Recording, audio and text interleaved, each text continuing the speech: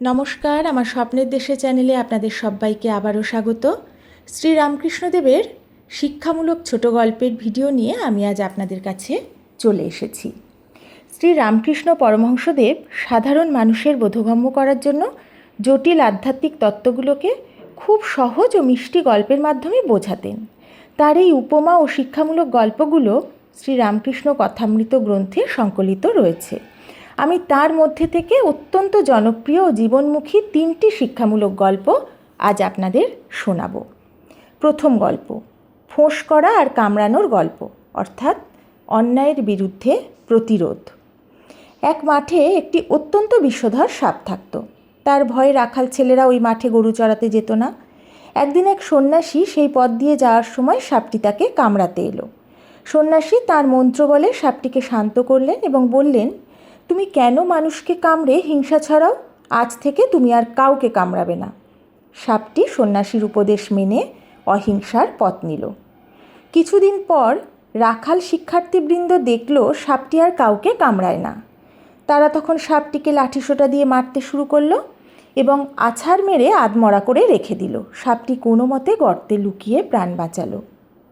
1 বছর পর সেই সন্ন্যাসী আবার ওই গ্রামে এলেন এবং সাপটির জীর্ণ দশা দেখে কারণ জানতে চাইলেন। সাপটি বলল, ঠাকুর, আপনার কথা মতো আমি কাউকে কামড়ানো বন্ধ করেছি, তাই মানুষ আমার এই দশা করেছে।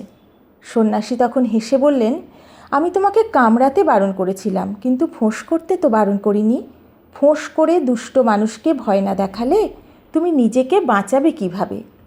এই গল্পটা থেকে আমরা যে শিক্ষা পাই সেটা হলো, সংসারে বাস করতে গেলে ভালো হওয়া প্রয়োজন, কিন্তু একেবারে নির্বোধ হওয়া চলবে না। দুষ্ট মানুষের হাত থেকে নিজেকে রক্ষা করার জন্য আত্মরক্ষা বা ফোঁস করার প্রয়োজন আছে, তবে কাউকে আঘাত বা কামড় দেওয়া উচিত নয়। এবার দ্বিতীয় গল্প, ঘটি ও পুকুরের জলের গল্প, অর্থাৎ অহংকার ত্যাগ। একবার এক ব্যক্তি পুকুরে জল নিতে গেছে। সে একটি ছোট ঘটি নিয়ে পুকুরের জলে ডুবিয়ে দিল।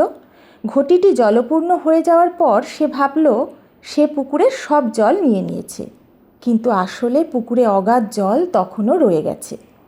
শ্রীরামকৃষ্ণ এই গল্পের মাধ্যমে বোঝাতেন যে ঈশ্বর হলেন সেই অগাধ পুকুরের মতো, আর আমাদের বুদ্ধি ও অহংকার হলো ছোট ঘটির মতো। মানুষ সামান্য একটু জ্ঞান বা শাস্ত্র পড়েই মনে করে সে ঈশ্বরকে সম্পূর্ণ চিনে ফেলেছে। এই গল্পটা থেকে আমরা যে শিক্ষা পাই সেটা হলো, ঈশ্বরের রূপ ও মহিমা অনন্ত। সামান্য বিদ্যা বা সাধনা করে অহংকার করা উচিত নয়। নিজেকে সবসময় ঈশ্বরের চরণে নম্র রাখা উচিত। এবার আসব তৃতীয় গল্পে, অন্ধ ও হাতির গল্প, অর্থাৎ মতানৈক্য ও সত্যের রূপ। 4 জন অন্ধ মানুষকে একটি হাতি দেখতে অর্থাৎ স্পর্শ করতে বলা হলো। প্রথম অন্ধটি হাতির পা স্পর্শ করে বলল, হাতি দেখতে ঠিক একটা খাম্বার অর্থাৎ স্তম্ভের মতো। দ্বিতীয় অন্ধটি হাতির লেজ ছুঁয়ে বলল, হাতি তো একটা দড়ির মতো। তৃতীয় অন্ধটি হাতির কান স্পর্শ করে বলল, হাতি হলো কুলোর মতো। চতুর্থ অন্ধটি হাতির পেট ছুঁয়ে বলল, হাতি একটি মস্ত দেওয়ালের মতো। এরপর তারা 4 জন নিজেদের মধ্যে মারামারি শুরু করে দিল, কারণ প্রত্যেকেই ভাবছিল সে একাই ঠিক বলছে এবং বাকিরা সব ভুল বলছে। তখন একজন চক্ষুষ্মান ব্যক্তি এসে তাদের বোঝালেন যে তারা প্রত্যেকেই হাতির এক একটি অংশের বর্ণনা দিচ্ছে, কিন্তু হাতিটি আসলে এই সব কিছুর সমষ্টি। এই গল্পটা থেকে আমরা যে শিক্ষা পাই সেটা হলো, শ্রীরামকৃষ্ণের বিখ্যাত বাণী যত্র জীব তত্র শিব এবং যত মত তত পথের প্রতিফলন এই গল্পে পাওয়া যায়। বিভিন্ন ধর্মের মানুষ ঈশ্বরকে ভিন্ন ভিন্ন নামে ও রূপে ডাকে। প্রত্যেকেই সত্যের এক একটি দিক দেখছে, তাই ধর্ম নিয়ে নিজেদের মধ্যে বিবাদ করা নিরর্থক। আমার এই গল্পগুলো আপনাদের কেমন লাগলো অবশ্যই আমাকে কমেন্ট করে জানাবেন। যদি আমার ভিডিওটা ভালো লাগে, পারলে আমার ভিডিওতে একটা লাইক করবেন, একটু শেয়ার করবেন। নতুন বন্ধুরা আমার ভিডিও ভালো লাগলে বন্ধু হয়ে পাশে থাকবেন।